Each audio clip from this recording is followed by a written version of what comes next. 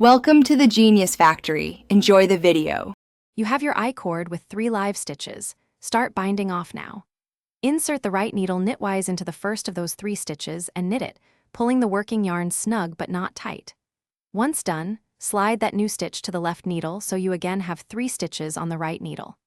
Make sure to maintain the tubular shape by keeping even tension.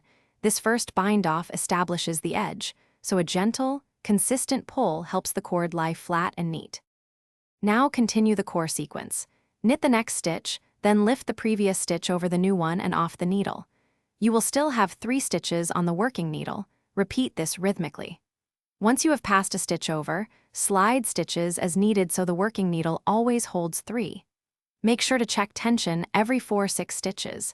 If it tightens, ease the working yarn to retain the I-cord's rounded profile. This steady cadence prevents puckering and keeps the bind-off uniform. Finish by continuing the knit and pass sequence until only 1 stitch remains. Cut the working yarn leaving a 6/8 inch tail, then thread the tail through the final stitch and pull snug to close the end. Once done, weave the tail inside the cord to hide and secure it.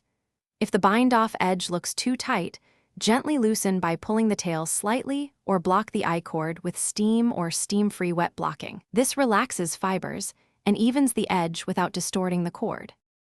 Thanks for watching. If you found this helpful, don't forget to like and subscribe.